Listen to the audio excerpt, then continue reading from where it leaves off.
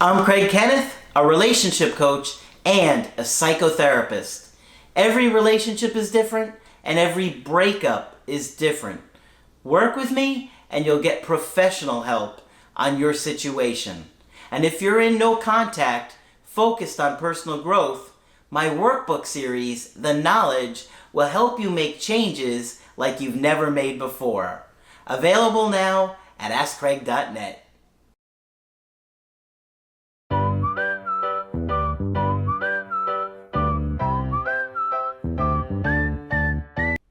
Hi there, I'm Coach Craig Kenneth. And I'm Coach Victoria. And in this video, we're going to be talking to you about, were you really blindsided by your ex? Ooh. You know, a lot of times we can initially feel like we were completely blindsided by the breakup. And initially we might feel like, I had no idea, I didn't see it coming. But it's really more of a factor of, I never thought they would leave despite how I treated them. Right. And so in this video, we're going to talk about awareness. It's very important during a relationship and during a breakup, because many of you don't realize until after the fact, oh, wait a minute, this moment and that moment and that moment, what if those were all leading to the breakup? Yeah. I think what happens is we start to develop issues with our partner from our end and things that they do, but we just assume that they're going to always stay in that cycle with us. We don't think they're going to abandon us or leave. And so we just continue doing things the way that we've always done them. Mm-hmm. But things build up, and a lot of times they get to a point where the other person doesn't want to deal with it anymore. They're tired of it. They feel like they've told you many times. You haven't done anything about it. Maybe you felt the same way about them. Mm-hmm. But there are often small signs that the breakup was coming, and we just assume that there was no real consequence to it. Exactly. And this is the most common situation that we see, where an ex was very subtle in bringing up their complaints, and you might have brushed it off as not a big deal, or maybe you thought, well, they didn't really emphasize it, they didn't really go on about it, it was just one comment late at night that they made. And so we kind of skim over these moments, yep. And it ends up biting us later on. Yeah. People aren't going to say to you, if you do this again, I'm going to leave you. Right. Or if this continues to happen, I'm going to leave you. They don't usually say it like that. And they don't want to be a parent. You know, they don't want to say, Johnny, one more time and you're going to time out. They want a partnership. They want a partner who will listen to their concerns, take them seriously, so on and so forth. Mm-hmm. But you have to assume that your behavior is going to lead to the relationship either getting stronger or getting weaker. And a lot of times people don't want to be accountable for their behavior.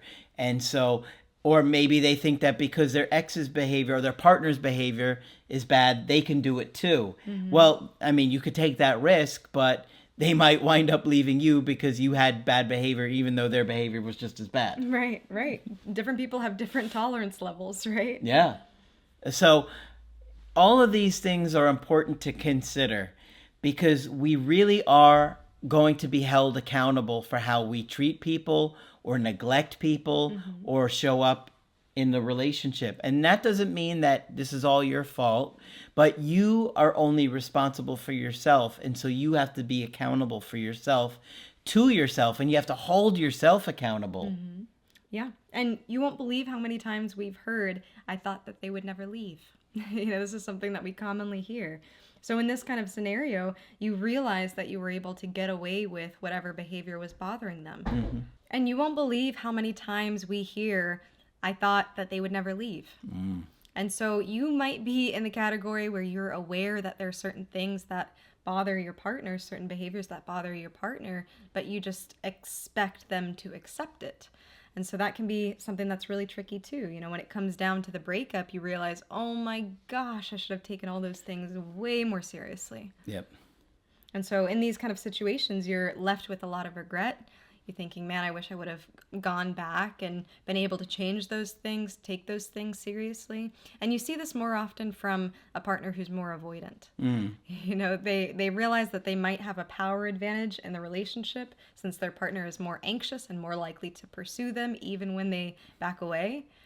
And so that can mean that your partner tolerates some behavior that they don't like for a little bit longer and might give you the idea that they'll stick around forever when that's not the case. Absolutely. Another big thing that we see is denial. Many of you might have been... I don't see that. I don't see that at all. I think he's in denial. I heard that. I didn't see it, but I heard it. And so many of you don't realize that you've been in denial until the end of the relationship. And so the function of denial is to protect your mind. From reality. From reality. Which is very painful. Yes, yeah. And it's a really interesting protective mechanism that our brain does, and it can really distort the way you view reality. Yeah. And it backfires on us in a relationship because it keeps the status quo going. You think everything is fine, everything is all right, everything is working. But it doesn't motivate you to fix the actual issues. It allows you to avoid the actual issues. And typically somebody who has a more anxious attachment style will be more likely to be in denial because they fear that bringing up the issue will cause the end to the relationship. Yeah. So they're trying to avoid that abandonment. They say, well, if I avoid this issue and pretend like everything is fine, then we'll stay together. And so this is a dynamic that you can see. And on the other end, you might see somebody who's more avoidant suppress some of those issues. What would they do? So they might say, well, many things bother me, but I just live with it. It is what it is. That's kind of the mindset that they have. They don't want to expend energy on fixing the real issues. They see it as emotional. They see it as work. They think, I shouldn't have to work. I'll just, let this issue happen or continue to happen. Yeah. You might see a more anxious partner say, this thing is really bothering me and I think about it all the time and it makes me super anxious. And the other person might say, well, it's not really a big deal. Just get over it, accept it. This is just how it's going to be. If you don't like it, then leave. Yeah. And so they have a much more, cold view of it, and they're able to kind of push it down, suppress it, not deal with it for different reasons. More so because they are used to suppressing emotions, less because they're afraid of that abandonment. But when it happens, boy, I'll tell you, they start to get afraid. So, these are things that can happen. I also want to say, realize that your ex might be offended at how shocked you are by the breakup. That's true. And this is an interesting one. Like, what? I have told you this how many times? Like maybe they were lying to you repeatedly and they are in shock that you're upset by that. Right. And then they're like, are you leaving for somebody else? Right. Well, no, I just told you because you lied to me again and I've caught you lying again. Well, and think about it this way. Imagine if you had a job and you go and tell your boss week after week, there's some issues that are interfering with my work. This is, not really working for me. Can we do something about this? Your boss is like, yeah. And each week you do this and then you go to quit and your boss is like, I had no idea you were thinking about leaving the company. Yeah. You would say, what? I've come in your office week after week to talk about this. So there would be some type of righteous indignation, some type of, you're not hearing me, you haven't been hearing me, and it's frustrating on their end. So while many of you might feel like you're blindsided by it, really start to consider, has there been something that I've been ignoring? Has there been something that I've kind of pushed so far out of my consciousness that, I've neglected my partner in the process of? Yeah. And the tough thing is that all of a sudden you might want to say, but I'm going to fix that thing. I'm going to do something about it now. You got to be very careful about doing this because it often makes them very angry. Wait a minute. I've told you 25 times that this is important to me. And now you're acknowledging that it's a problem because I've left you. And it makes people mad because they're like, I've been tolerating your bad behavior all these times because what? You just thought I would stay and you took advantage of me being compassionate or accepting or tolerating this. And it makes people very angry. So you have to be very careful about suddenly shifting gears and be like, no, I'm going to do different now. I'm going to change now. Yeah. And so what do you do? What do you do if you're in this situation? What do you do? Panic? Panic. Yes. Probably panic. It's probably something you can't help but do. So you increase awareness. Mm-hmm. How do you do that? When you're self-reflecting, Ooh. you look back at the relationship and suddenly the puzzle pieces start coming together. You realize, oh, okay, there was that moment, and then there was that moment, and that moment, and that moment. Yeah. So you start to begin to see the things that you might have missed.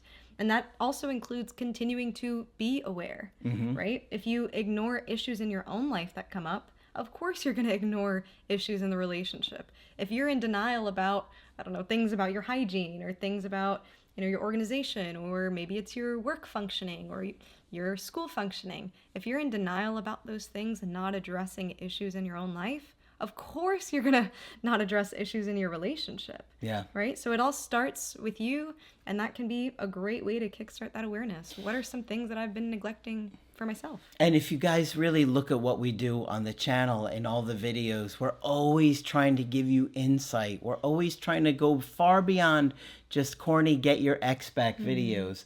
And many of you get just stuck in this area of no contact. But the reality is, if you don't go beyond those videos and really reflect and grow and look at areas that you can change and improve yourself, you're going to continue to repeat those same patterns either when your ex comes back or with somebody new. And I can't tell you how many times over the years that I see somebody either get their ex back and then they go through another breakup and they tell me, and they're always embarrassed, I didn't do the work. I didn't. As soon as they came back, I started doing the same things again, and now we're in another breakup. Or they find somebody else that's great. I had a guy recently, found a great girl, didn't want to marry her, didn't want to commit to her. Now he's devastated because she broke up with him, and he's like, I don't know what I was thinking. And I'm like, well, you didn't do the work, did you? No, he didn't. He had every opportunity to. And you don't want to be that person who has every opportunity to focus on the growth, and then someone comes back or someone new great comes along, and here you are dealing with the same problems years later. Right. It almost validates your ex's decision to leave if you're continuing that cycle. Yeah. And so awareness is really important. And it's hard because there's going to be some things that we aren't aware of, and we need to be receptive to feedback. All right. So when a partner breaks up with us, it's partly them giving us feedback, right? Depending. Some people just leave with no reason. Yeah. Right. And some people aren't accurate in their assessment of what happened. So it's tough. You have to try and find that balance. Right. But being open to it, are there patterns in your life that are repeating?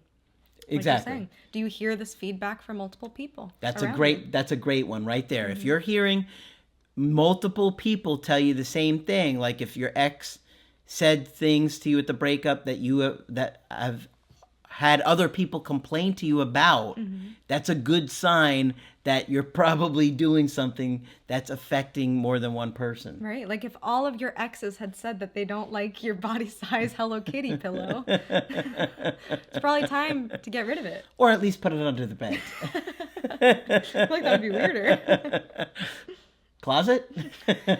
Storage unit that they don't know about. We're kidding. Are we? Oh, okay. There's some guy out there with the... He's like, I'm going to get a unit today. She's right. I got to change. I'm going to get that unit today. But you do have time to work on the things that can make your relationship grow, to be able to handle those issues. I know in this video we're talking a lot about awareness, and awareness is the first step, right? Awareness gets you 50% of the way there. So being aware of it is great. Knowing how to handle it when your ex or when your partner does bring up issues that bother them. How can you show that you're attentive? How can you show that you care? And here's a little trick for you guys. You don't have to always agree with your partner to care for their feelings, right? That's you don't true. have to say, yes, you're right, and I'm wrong all the time, right? You can just say, what you feel matters to me and is important to me. So it doesn't matter what we're talking about. What matters is that you feel safe and comfortable, and we'll find a way together. I think so many people become defensive that they're not receptive to hearing what their partners have to say. They're just quick to defend themselves, quick to, attack. Well, you do that too. Well, you do this thing too. And that's not going to make situations better. So you have to be okay with hearing tough feedback. And it's not easy to hear, but the more you work through the issues and the better that you get into a place where you're comfortable with being wrong sometimes, or being okay with, not knowing that you're not perfect, the more likely you're going to be receptive to hearing feedback that's tough to hear. Exactly. But you could also work on those things privately. The creative healing course, the workbooks, they're going to help you tremendously in these areas. And so you're going to get some insight and some feedback into things that you're seeing. Oh my gosh, I was neglectful, or I was smothering, or I was ridden with anxiety, and that made me manipulative and controlling. And the more you can see those things, the more likely you're going to be able to stop yourself in real time, which is the hard part. That is the hard part. It's like training for a fight, right? When you're training in the gym, it's very different than when you're actually in that fight in that moment. And so the more you prepare now, the more likely you're going to handle those challenging, difficult moments when you're heated and they're heated and things are getting, escalating. Exactly. You can also practice with your body size Hello Kitty pillow. Practice what? Whatever you want. We don't judge here. Go visit in the storage unit. All right. Well, hopefully this one's been helpful to you. And of course, if you want to get our help personally, you could get that on my website, askcraig.net.